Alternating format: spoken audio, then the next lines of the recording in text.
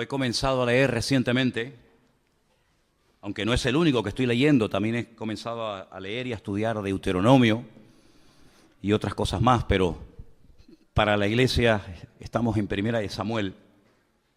Y recientemente vimos la vida de aquellos dos jóvenes, aquellos dos sacerdotes, hijos de Elí, llamados Ofni y Finés, hombres perversos, como decía en el texto original, ¿se acuerdan?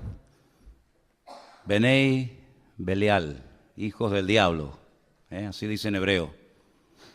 Y qué interesante, cuando terminábamos un culto un día y nuestra hermana Beatriz me decía, tengo un micro secreto, algo que he descubierto de la Escritura, cuando el sacerdote Elí le dice a aquella mujer llamada Ana, digiere tu vino, mujer ebria, ella le dice, yo no soy una hija de Belial, Yo lo que soy es una mujer acongojada, con problemas, con luchas internas y con un gran dolor en mi alma, porque hasta el día de hoy he querido ser madre y no he podido. Y yo estoy derramando, le dice ella al sacerdote Elí, mi alma delante del Señor. Entonces el sacerdote Elí la despide en paz y le dice, bueno, que el Señor te conceda la petición de tu corazón. Y ella se va y al poco tiempo queda embarazada y da a luz nada más y nada menos que al que escribió estos libros, Primera y Segunda de Samuel. Digamos que sería el último juez, esa larga lista de jueces. Samuel es el último en la lista, un hombre que estuvo 40 años juzgando al pueblo de Israel.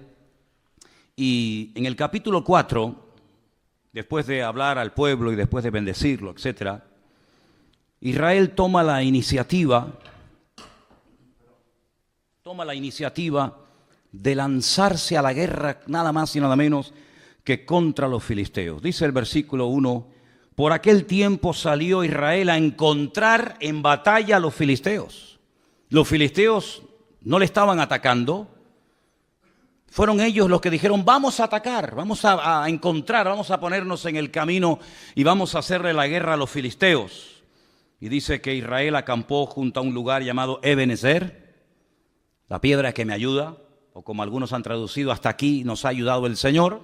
Y los filisteos acamparon en Afec, lugar que significa la fortaleza. Ahí estaban uno enfrente del otro, el valle en el centro.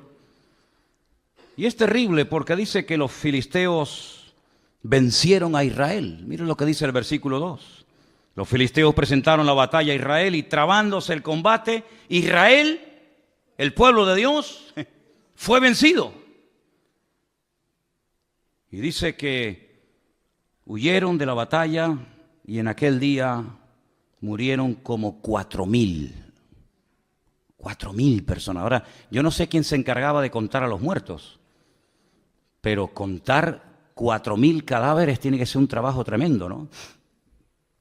Pero es que no solamente murieron 4,000, después vamos a ver que murieron muchos más. Y la cuestión está, ¿cómo es posible que el pueblo de Israel, que en aquel momento era el pueblo escogido por el Señor, perdieran una batalla frente a enemigos como los filisteos, que eran paganos, eran idólatras? Su dios principal era Dagón, tenía la forma de un pez, como si fuera una sirena, aunque tenía cara de hombre. ¿Cómo es posible que perdieran frente a un enemigo tan malo y tan perverso como los filisteos? El pueblo de Dios. Bueno, en primer lugar vemos que el Señor no le dijo en esta ocasión a Israel que fueran a pelear contra los filisteos ni contra nadie. Eso es algo muy importante. Es algo que hay que tener en cuenta, ¿saben? No se meta donde Dios no lo llama, hermano. No empiece a meterse en cosas. Ahora voy a hacer esto, ahora voy a hacer aquello, sin tener instrucciones específicas de parte del Señor. Porque vas en tu nombre, vas por impulso, vas en la carne, y eso a la larga te pasa factura. ¿Quién le dice a Israel, váyanse a la guerra y peleen contra los filisteos? Nadie. No es como en otras ocasiones, que Dios habla y Dios revela su plan y su propósito al pueblo, sino que en esta ocasión Israel dice, vamos a pelear. en un golpe de impulsividad o de emoción, vamos a pelear contra los filisteos, que era una nación, que era un pueblo que estaba en la costa mediterránea, tremendamente poderoso, y se metieron en una batalla sin prepararse espiritualmente. Si no solamente no tienen una palabra específica del Señor, sino que no están preparados espiritualmente. Es más, si uno analiza el estado espiritual de Israel en aquel tiempo, no era el mejor, sino más bien todo lo contrario, era cuando peor estaban. Fíjense cómo estaba el liderazgo. Ofni, Fines, sacerdotes perversos, corruptos, que violaban a las mujeres en la puerta del tabernáculo en Silo. Personas que abusaban de su puesto como sacerdotes, quitándole a la gente ofrendas a la fuerza. El pueblo estaba en un momento terrible. No había comunión, no había relación con el Señor. El único del cual habla bien el Señor en aquel tiempo era de Samuel. Pero del pueblo, el pueblo estaba fatal. Y cuando una persona no está bien espiritualmente, ¿cómo se le ocurre meterse en batallas y meterse en terrenos donde para meterte, primero Dios te tiene que decir, métete? Y segundo, Dios te tiene que preparar espiritualmente para que no caigas herido y hagas el ridículo. Y encima, en tu mala decisión, puedas arrastrar a otras personas. Miren cómo murieron en el primer encuentro, en el primer encontronazo, 4,000 hombres. El título del mensaje de hoy es Decisiones equivocadas. Decisiones equivocadas pueden llevarnos a la ruina, a nosotros, y a países enteros, y a iglesias enteras, y a familias enteras. Y lo que me llama la atención es que se sorprenden, encima se sorprenden porque han perdido. Miren, por ejemplo, lo que dice el versículo 3.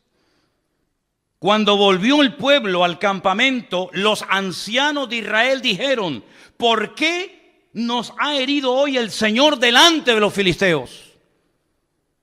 Mientras yo leía esta mañana esta porción, esta pregunta más bien, ¿por qué? ¿Por qué nos ha herido el Señor? ¿Por qué los filisteos hoy nos han ganado? Me venía a la mente, pero así, otro hombre de Dios que un día cuando perdió una batalla le hizo la misma pregunta al Señor. ¿Por qué hemos perdido hoy la batalla? Déjenme que les lea un versículo. Preste atención. Josué rompió sus vestidos y se postró en tierra sobre su rostro delante del arca del Señor hasta caer la tarde. Y los ancianos de Israel echaron polvo sobre sus cabezas. Y Josué le dijo al Señor, ¿por qué nos ha vencido hoy el enemigo? La misma pregunta, ¿por qué nos ha sucedido esta tragedia hoy en Israel? ¿Por qué nos has entregado en las manos de los amorreos para que nos destruyan? Ay, Señor, ¿qué le diré? ¿Qué dirán que Israel ha vuelto sus espaldas delante de los enemigos? Porque los cananeos y los moradores de esta tierra oirán y nos van a rodear y borrarán nuestro nombre sobre la faz de la tierra. Y entonces, ¿qué harás tú con tu gran nombre? Pero espérense, la diferencia entre la pregunta que le hace el pueblo de Israel al Señor en 1 Samuel 4 y la pregunta que hace en Josué capítulo 7, Josué al Señor, es muy diferente, porque unos no esperan que Dios responda. Cuando tú haces una pregunta, espérate a que se te responda. No preguntes y respondas al momento, sino infórmate, cerciórate si lo siguiente que quieres hacer es lo correcto o vas a seguir metiéndote más en líos. Sin embargo, con Josué fue diferente, porque él rasga sus vestiduras delante del Señor. Él dice, ¿cómo es posible que ayer le ganamos a los de Jericó, una ciudad inmensa, y hoy nos vamos a pelear contra una población, una localidad muy pequeñita llamada Jai, y perdemos? ¿Cómo es posible que al grande le ganemos y al chico perdamos? Y ahora Dios habla y le dice, escuchen, el Señor le dice a Josué, levántate, ¿por qué te postras sobre tu rostro? Israel ha pecado y aún ha quebrantado mi pacto que yo les mandé, y también han tomado del anatema y hasta han hurtado, han mentido y lo han guardado en sus enseres. Por esto los hijos de Israel no podrán hacer frente a sus enemigos, sino que delante de sus enemigos volverán las espaldas. Por cuanto han venido a ser anatemas, yo no estaré con vosotros. Levántate y santifica al pueblo. Y todos conocemos el resto de la historia de cómo un solo hombre llamado Acán, quebrantó la orden de no coger, de no llevarse nada a su tienda y traer maldición al pueblo. Y entonces cuando ellos santifican, cuando ellos arreglan el problema, se levantan, van a la batalla y vencen al enemigo. Pero en el caso de 1 Samuel 4 no sucedió así, sino que le preguntan al Señor, ¿por qué nos ha herido hoy el Señor? Y no esperan que Dios les hable.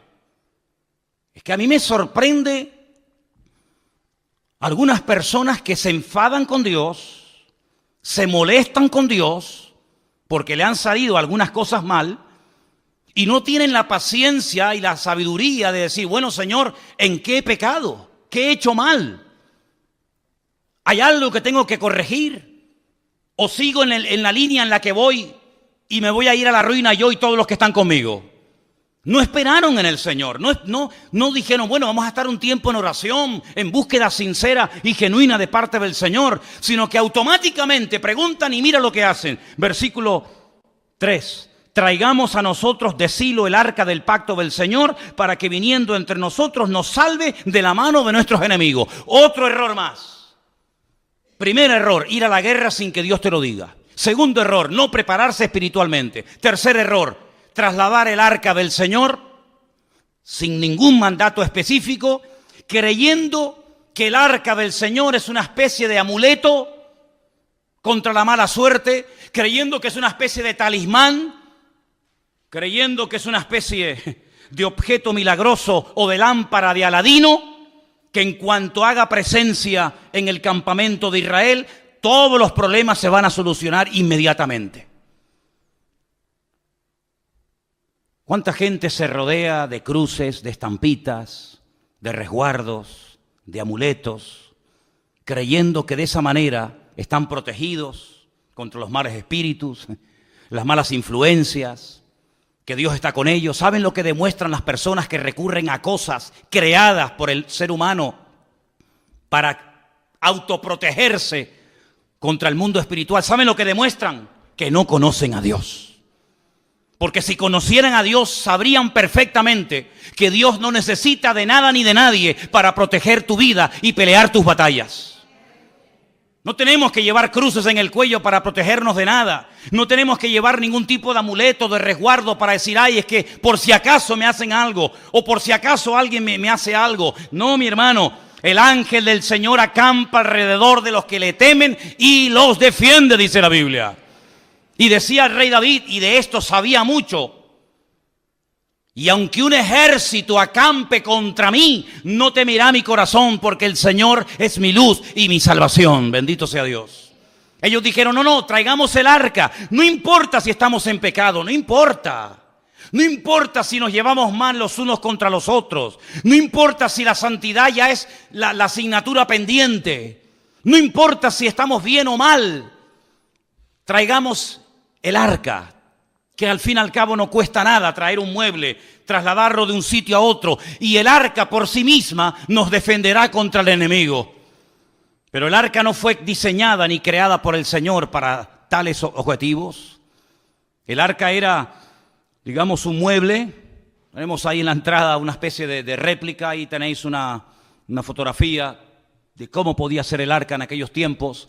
En su interior, en esta caja, en este cajón de madera de acacia forrado de oro por dentro y por fuera, se guardaba un poco de maná para recordarle al pueblo de Israel que Dios había suplido milagrosamente durante muchos años el alimento en el desierto. Se guardaban las tablas de los 10 mandamientos, las que rompió Moisés la primera vez y la segunda, que estaban intactas en su interior. Y también la vara de Aarón también se guardaba cerca de este arca.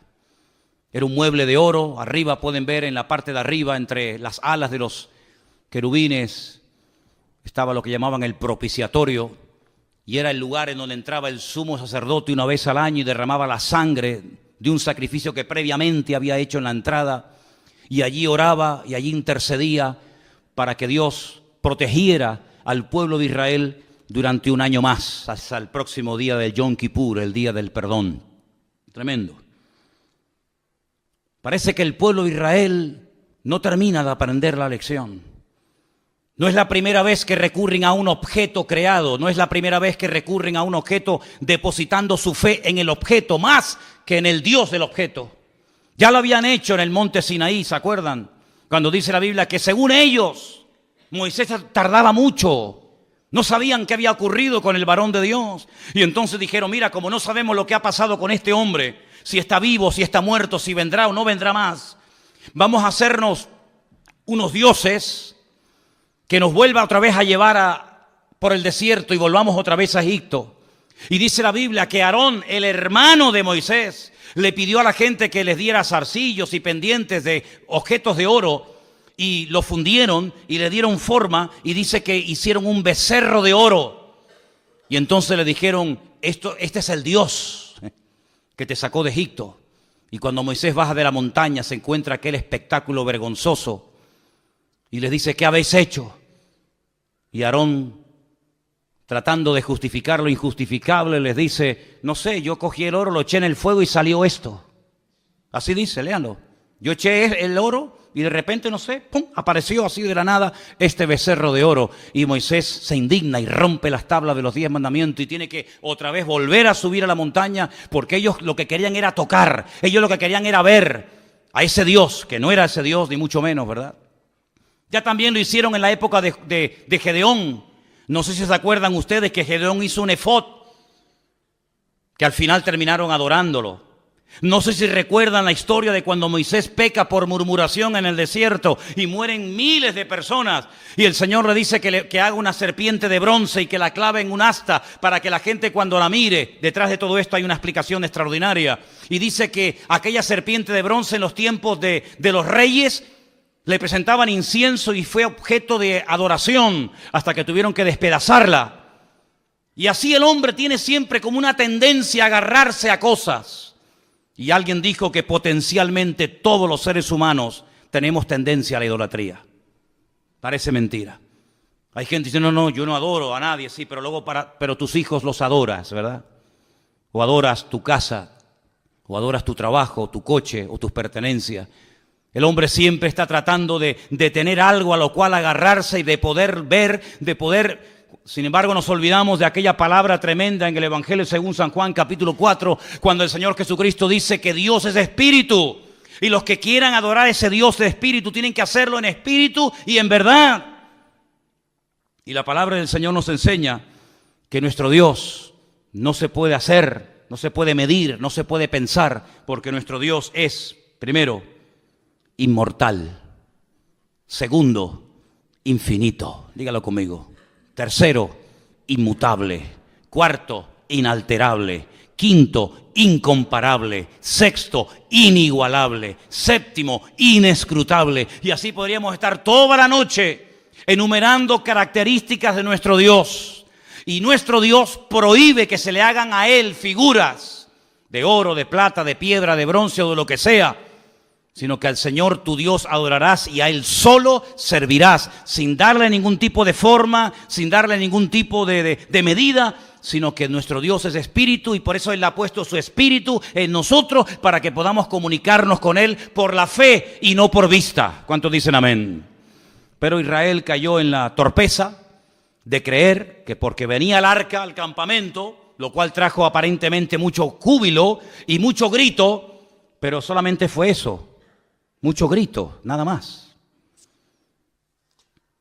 Hay algunas iglesias que a veces dicen, demos un grito de júbilo. Y después del grito de júbilo, ¿qué queda? Porque aquí gritaron, y dice que gritaron tanto que el enemigo se asustó. Y dice que gritaron de tal manera y con tal volumen que dice que la tierra tembló.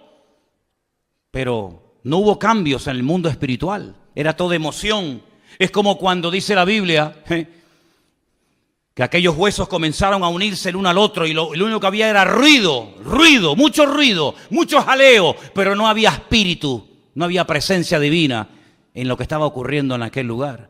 Y en todas nuestras acciones, en todo lo que hagamos, pensemos o planeemos, no solamente tenemos que buscar la expectativa, el ruido, la apariencia, sino tener el aval y el respaldo divino de que Dios está detrás de la obra o de la palabra o de la acción que estoy haciendo. ¿Cuántos dicen amén? El mismo Señor Jesucristo dice, lo que yo digo y lo que yo hago, no lo hago por mi propia cuenta, sino que hago y digo lo que el Padre me autoriza y me ordena que haga y que diga. Eso es un sometimiento total y absoluto a la voluntad divina, en palabras y en acciones, pero en estos nada que ver. Se quejan porque Dios nos ha abandonado, porque el enemigo se ceba con nosotros, pero escuchen, si vamos un poquito más adelante, por ejemplo, al versículo 10, cuando ellos ya se creen fuertes porque ya tienen el arca de la alianza entre ellos, dice, pelearon pues los filisteos, y otra vez dice, terrible, Israel fue vencido. Ya es la segunda vez. Primera vez te dio una paliza y 4,000 hombres perdieron la vida. Y no aprendes, no hay manera, Vas de mal en peor y sigues y sigues y sigues. Pero ¿cuándo nos vamos a dar cuenta que lo natural es un reflejo de lo espiritual? ¿Cuántos millones de veces tengo que decir lo mismo? Que cuando las cosas van mal, Dios te está dando un mensaje que tienes que saber interpretarlo y tienes que pararte y preguntarle al Señor, Señor, ¿qué está ocurriendo? Porque no es como el mundo dice, bueno, es mala suerte, es una mala temporada, no.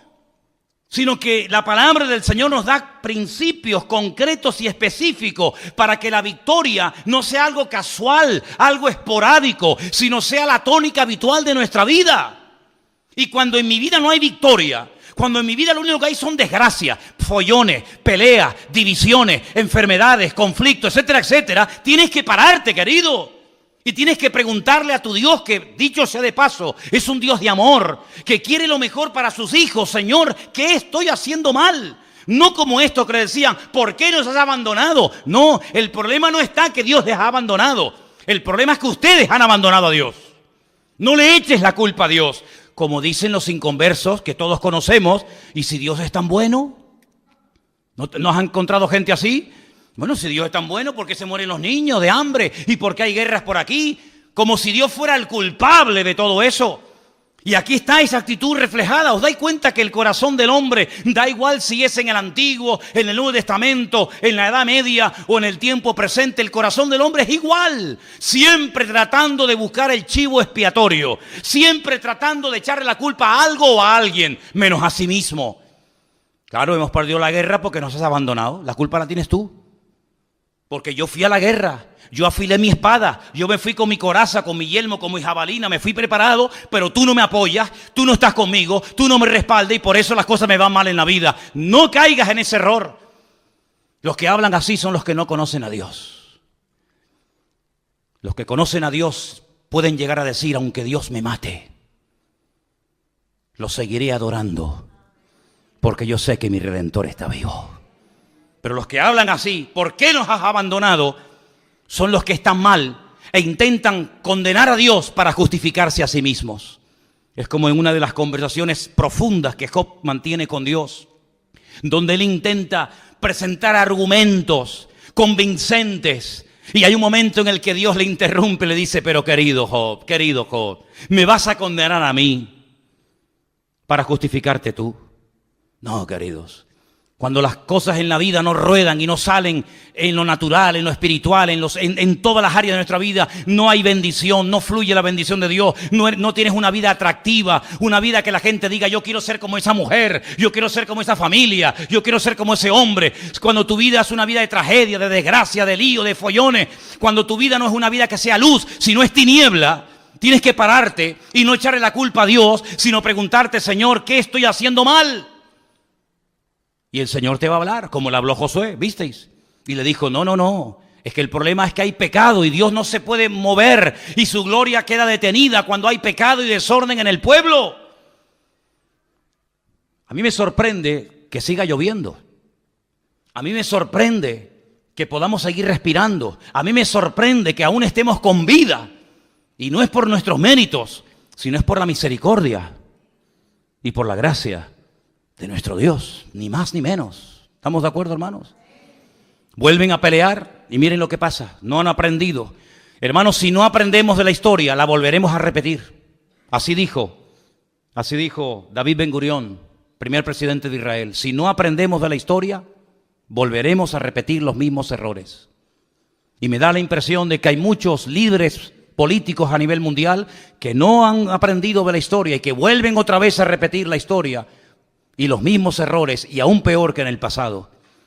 Pelearon los filisteos, Israel fue vencido, huyeron cada cual a sus tiendas y fue hecha muy grande mortandad, pues cayeron de Israel 30.000 hombres de a pie. Primeramente habían caído 4.000, ahora 30.000, ya van 34.000 muertos. Pero cuando tú abres una brecha al pecado, el pecado siempre va más, es como un cáncer. El cáncer no va menos. El cáncer cada vez va más, amigo. Y si empezó de una forma muy sencillita y ahí prácticamente inapreciable, como no se actúe inmediatamente, eso se va a extender y cuando quieras meterle mano es demasiado tarde. No solamente ya han muerto 34.000 hombres, pero 34.000 hombres significa, no digo todos, pero muchos tendrían hijos. ¿Cuántos miles de niños quedaron en aquel tiempo huérfanos por una mala decisión? ¿Cuántas viudas? Porque la mayoría de estos hombres que iban a la guerra eran mayores de 20 años. De hecho, si no tenían 20 años o más, no podían ir a la guerra. Y a esas edades, la mayoría de los hombres ya estaban casados. Es decir, que no solamente quedaron miles de niños huérfanos, sino miles de mujeres quedaron viudas por una mala decisión. Pero no solamente fue eso, sino dice que en aquel segundo encuentro de Israel contra los filisteos, los dos hijos del sacerdote Elí murieron, Ofni y Fines. Versículo 17. El mensajero dijo: Israel huyó delante de los filisteos y también fue hecha gran mortandad en el pueblo, y también tus dos hijos, Ofni y Fines, fueron muertos, y el arca de Dios ha sido tomada. Ya están muriendo hijos por culpa de los padres. Ya no solamente son los padres los que mueren, también son hijos los que están muriendo por las malas decisiones de los padres. Jesús dijo en una ocasión una palabra tremenda, que a veces se cita así muy a la ligera y no nos paramos a pensar en la profundidad que contiene la misma. Él dijo: los tropiezos, no os engañéis, siempre vendrán. Es como cuando dijo: los pobres siempre estarán en el mundo. Cuando queráis podéis ayudar a los pobres. Siglo XIX, siglo XX, siempre habrá pobres, siempre habrá miseria, siempre habrá desigualdades, ¿verdad? Ricos, pobres, los que estén bien, los que estén abajo. Y él dijo: tropiezos, problemas y dificultades siempre vendrán, pero ay de aquel que me haga tropezar a uno de mis hijos y a uno de mis pequeños. Porque mejor le fuera haberse atado una piedra de molino al cuello y echarse a la mar que haber hecho tropezar a uno de estos pequeños. Si te quieres reventar y hacer lo que te da la gana, hazlo, allá tú, con tu conciencia y con tu Dios. Pero ten cuidado que en tu locura arrastres a tus hijos y el día de mañana te pese en el alma y en el corazón haberlos tenido del tingo al tango, ahora aquí y mañana allá, y al final ni comes ni dejas comer a tus hijos. Ten mucho cuidado, porque por la locura de esta gente, no solamente niños quedaron viudos, no solamente huérfanos, no solamente mujeres quedaron viudas, sino que ahora también están comenzando a morir hijos. Y es terrible cuando a veces por nuestras decisiones equivocadas, vuelvo a decir, decisiones equivocadas, título del mensaje de hoy, hacemos tropezar a otras personas que nos siguen, pero no porque te apoyen, sino porque no les queda otro remedio. Pero no te olvides que el que te siga a la fuerza algún día te abandonará, porque los que nos tienen que seguir a nosotros no es por la fuerza, no es por la presión, sino es por la convicción. También seguían a Saúl, pero dice que le seguían temblando de miedo, pero sin embargo dice que había muchos que seguían a David desarmados, pero porque tenían una confianza tremenda en su líder, porque sabían que era el hombre más cerca del corazón de Dios. ¿Te das cuenta? 34.000 muertos, miles de niños huérfanos, miles de viudas solas, los hijos del sacerdote muertos. Pero hay más todavía, hay más todavía. Porque no doblan su corazón delante de Dios, porque no se humillan. Y cuando no se humilla el pueblo, cuando no pide perdón, el diablo se ceba y el diablo va por todas. Y ahora les roba el utensilio más sagrado en toda la historia del pueblo de Israel. El arca del pacto. El Aarón Berit. El arca del pacto. Esa palabra pacto en hebreo es Berit. Es una palabra sagrada, es una palabra que tiene una connotación espectacular, porque un pacto no es un contrato. Un contrato se quiebra, se rompe cuando uno de los dos no cumple las condiciones. Pero los pactos que Dios ha hecho no se quiebran. Los pactos de Dios son eternos. Y ellos traen ese mueble que es el símbolo, es la representación física, tangible y visible de un pacto que un Dios eterno ha hecho con un pueblo que le está siendo infiel. Y lo que recurren es al tipo, al símbolo, en vez de al Dios del pacto. Qué tremendo cuando aquella mujer llamada Helena se dedicó a ir por Tierra Santa, sobre todo por Jerusalén, buscando reliquias. Era la madre de Constantino, supuestamente el primer emperador romano convertido o que reconoció y admitió el cristianismo como la religión oficial del Imperio Romano. Y fue a Jerusalén y comenzó a buscar el lugar donde Cristo había muerto.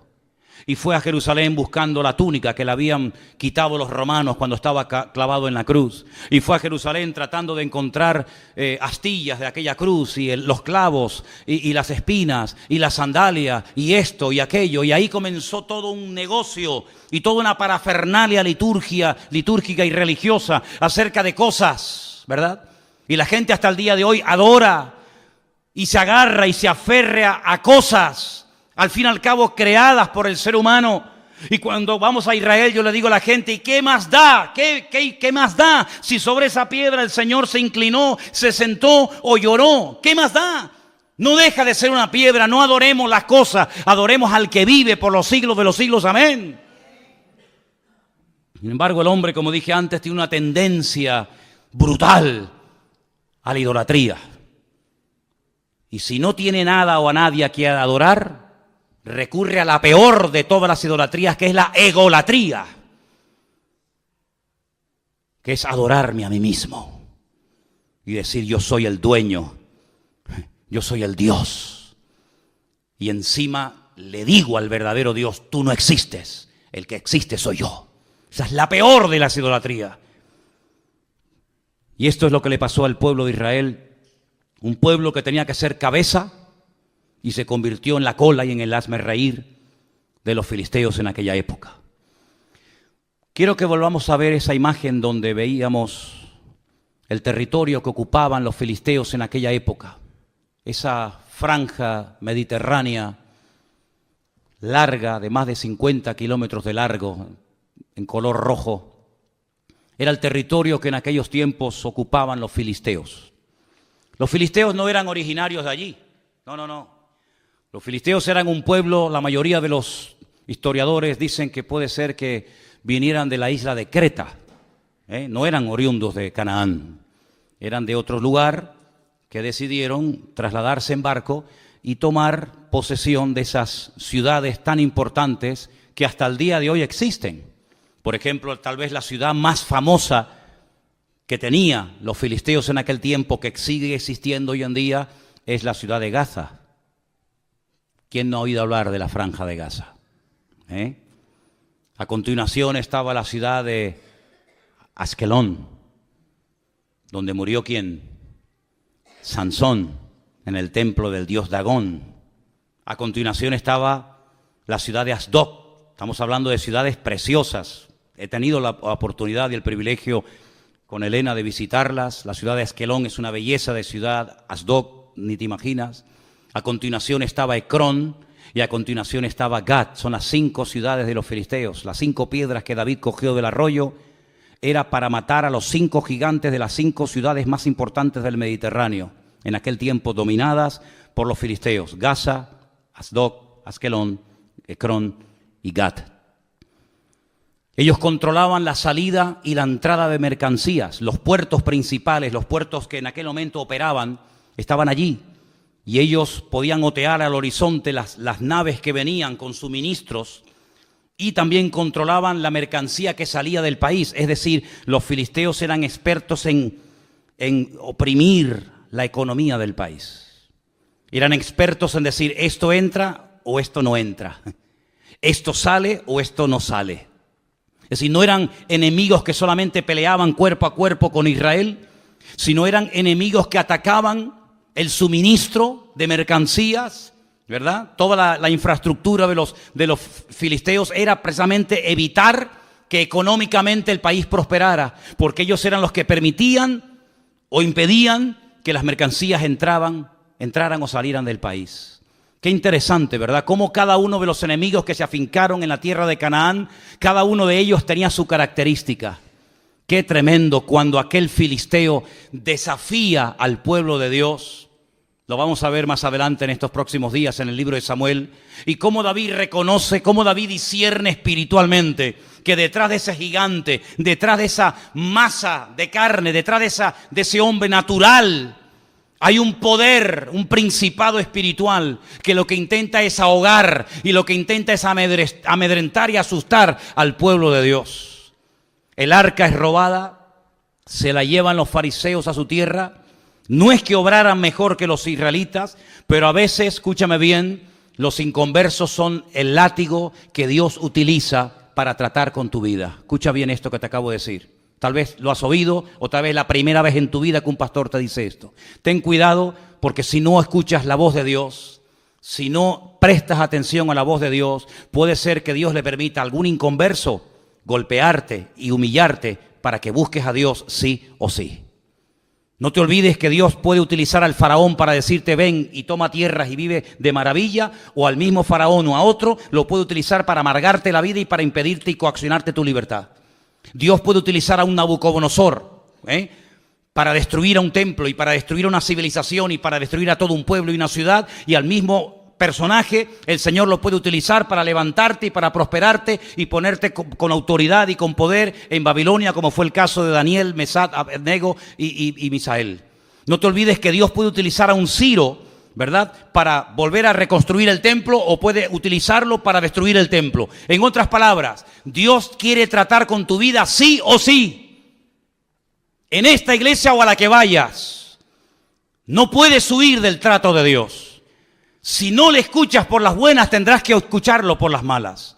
Si no le atiendes por lo espiritual, te tocará la fibra física, y si no la mente, y si no la economía, y si no la familia, pero sí o sí, Dios no se va a detener, sino que Dios tiene un propósito y un diseño para nuestra vida, y Él puede utilizar al jefe que te paga no pagándote, o puede utilizar al jefe que te paga para bendecirte y para ayudarte, o para amargarte la existencia y la vida, y puede utilizarlo para ponerte en el puesto de trabajo que anhelas y quieres tener, o para ponerte en el sitio donde jamás en tu vida te gustaría entrar y pisarlo. En otras palabras, Dios puede utilizar el martillo, la mula, el perro, el sol, la luna, las estrellas o lo que haga falta.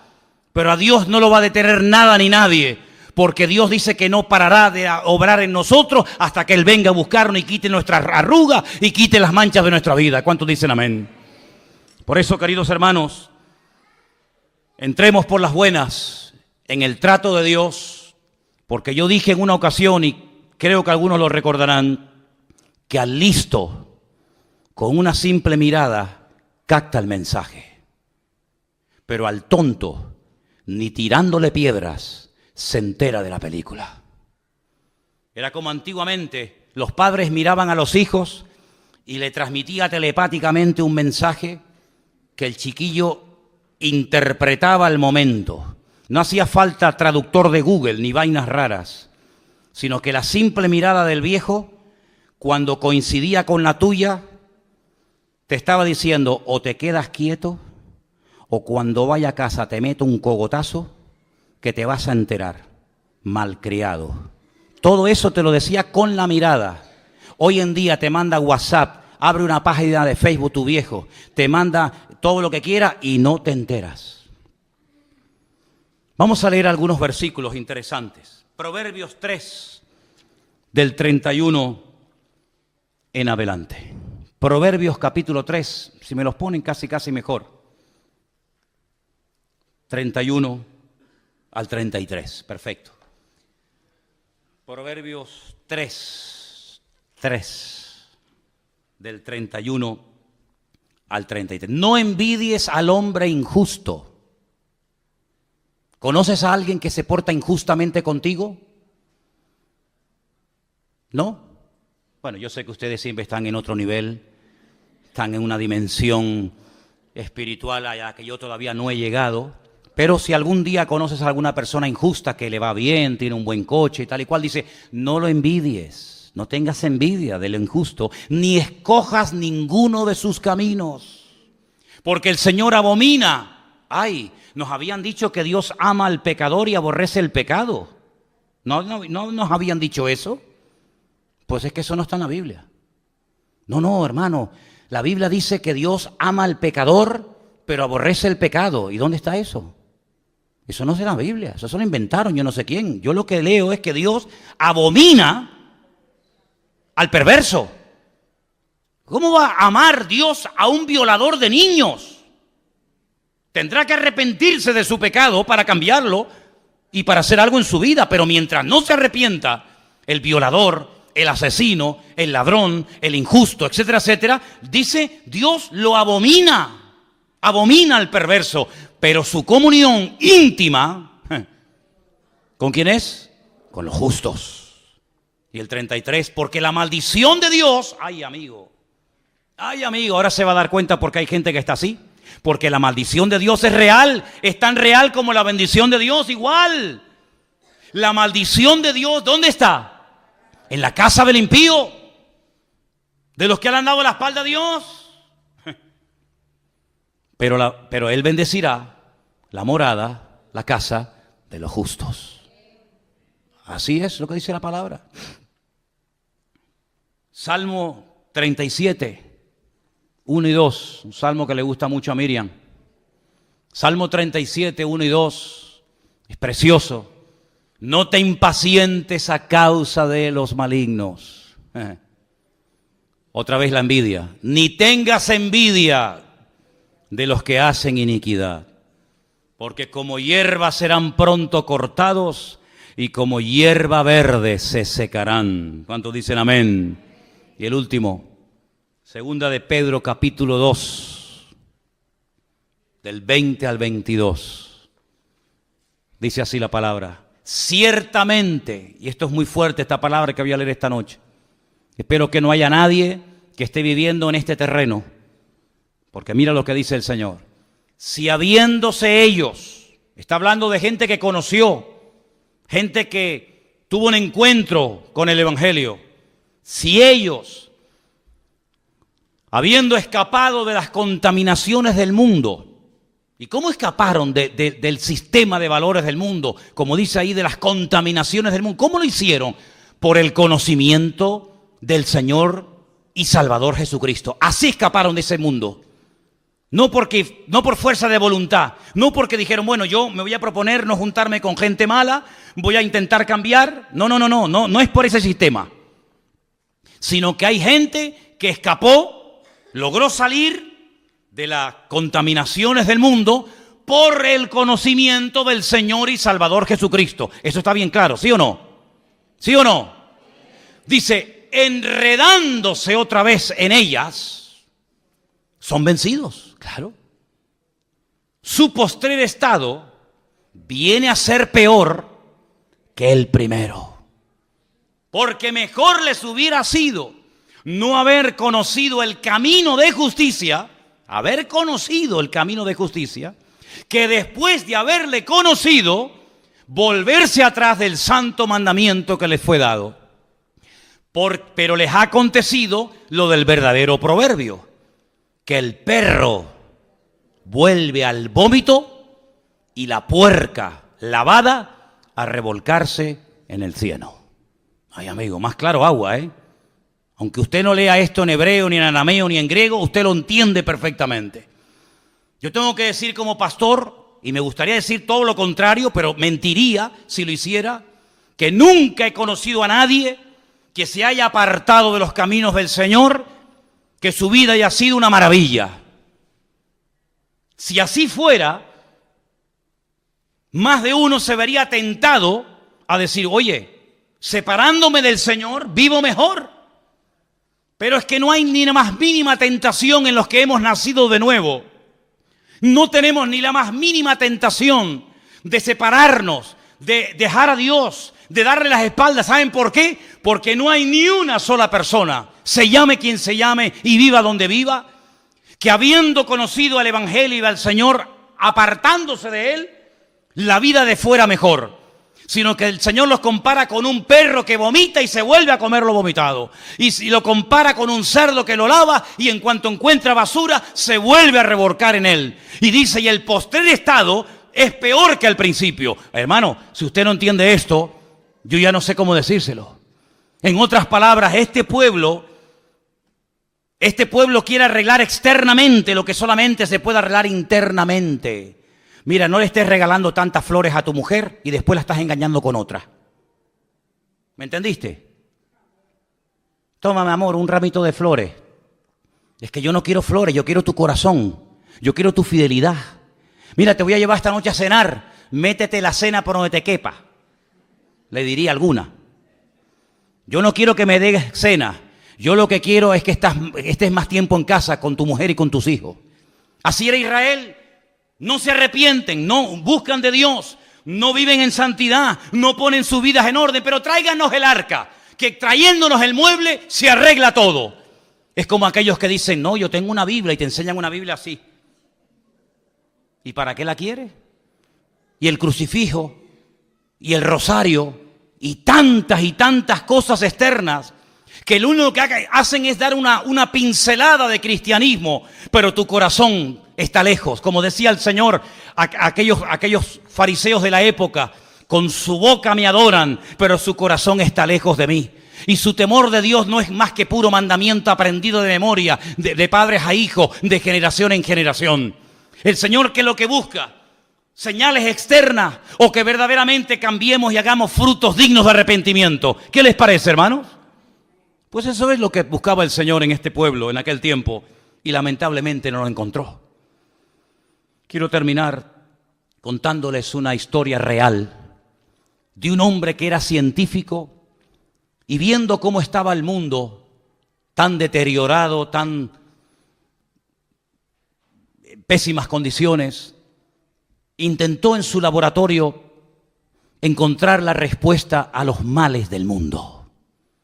Y ahí estaba de noche y de día con sus fórmulas químicas y matemáticas y esto y aquello, tratando de encontrar algo, no sé, algo, una pastilla, un remedio para los problemas del mundo.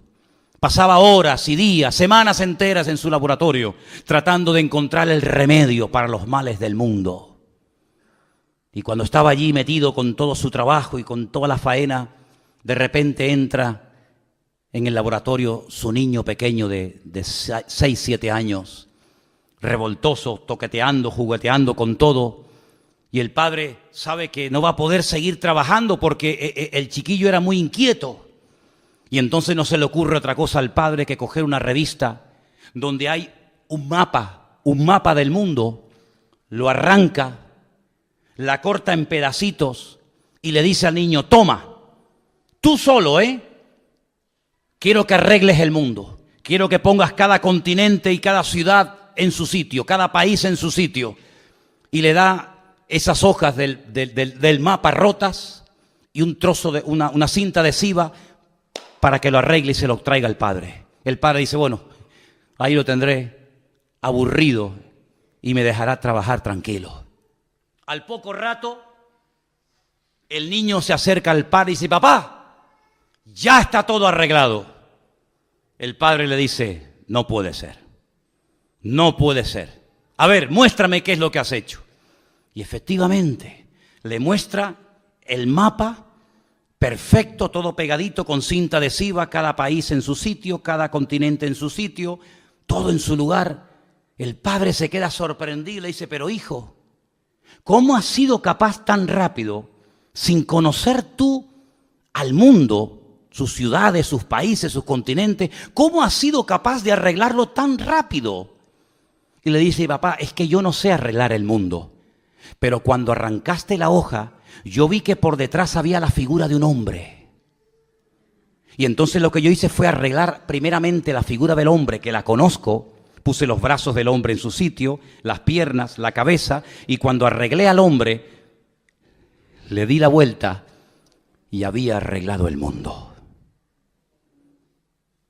Eso es lo que intentan hacer los seres humanos, arreglar el mundo. Pero para arreglar el mundo, primeramente hay que arreglar el corazón del hombre. Y el corazón del hombre no lo puede arreglar nadie, más que solamente su Creador, porque Él sabe perfectamente cada cosa en su sitio y cómo poner cada pieza en su lugar. Y entonces, cuando arreglemos nuestra vida, podremos optar por arreglar el mundo, por meternos en la vida de los demás, por ir a batallas guiados por el Señor y no por impulsos carnales, tomando decisiones equivocadas, que lo único que traen es humillación, vergüenza y muerte. ¿Cuántos dicen amén? Cierra tus ojos en esta tarde ahí donde estás. Aleluya. Gracias, mi Señor.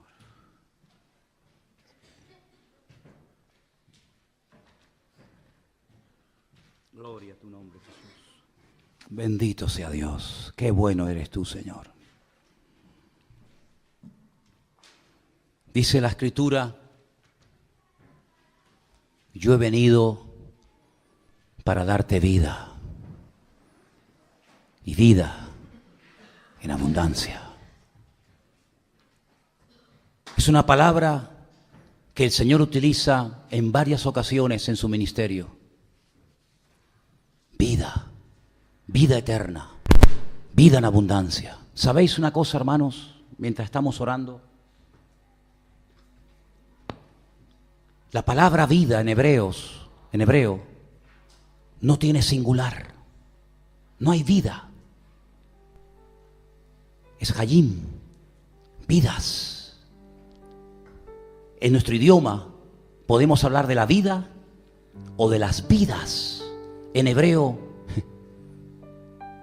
solamente se puede hablar de vidas en plural. Es que hay una vida terrenal, hay una vida eterna, hay una vida física, hay una vida espiritual, hay muchas vidas, no una sola. Y yo te pregunto esta tarde, ¿cómo está tu vida? Tu vida física, tu vida espiritual, tu vida psicológica, tu vida material. Ese conjunto de elementos que forman tu vida o tus vidas, ¿cómo están? Que el Señor componga nuestras vidas, que nos ordene, que nos consagremos y nos comprometamos a Él, para que no nos ocurra lo que le ocurrió a Israel en los tiempos que hemos visto esta tarde, que eran vencidos y derrotados por el enemigo. Tú has sido creada, diseñada por la mano del Creador, bendito sea su nombre, para que tu vida sea una vida de bendición y una vida con propósito, no una vida rota, no una vida despedazada, hecha a pedazos. Si así fuera, como el niño de la historia que supo poner cada cosa en su sitio, el Creador del universo, nuestro bendito y amado Señor, está aquí esta tarde para poner nuestras vidas en orden y darnos paz desde que te levantas hasta que te acuestas. La paz del Señor, que sobrepasa todo entendimiento, guardará vuestros corazones y pensamientos en Cristo Jesús.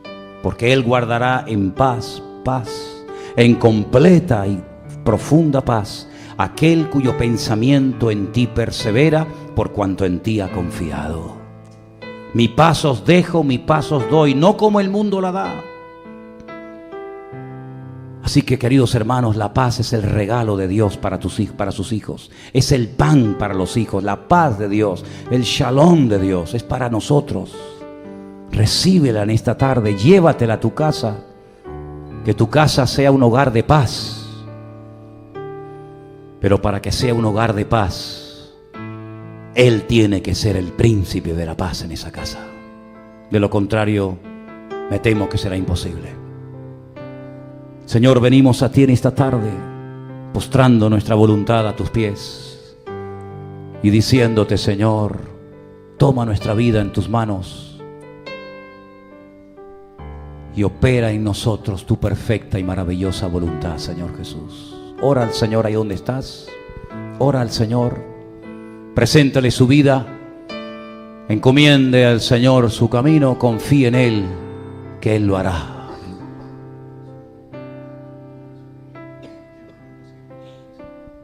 Aleluya, Jesús. Bendito sea tu nombre. Ahí donde estás sentado, tranquilo, ora, busca de Dios, busca de Dios. Pon tus pensamientos en los pies de Cristo. Pon tu vida ante el altar de Dios. Jesús. Disfruta de estos momentos. Aleluya. Gracias, Señor.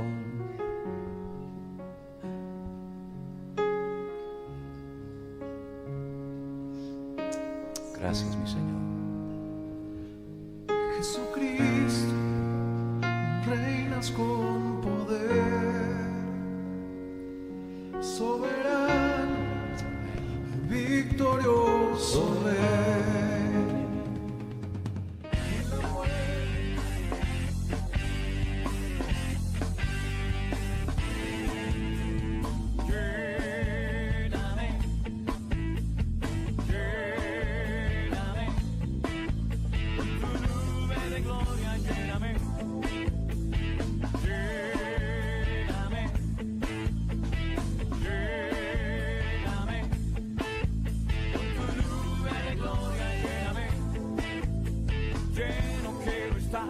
De tu poder, vida en abundancia.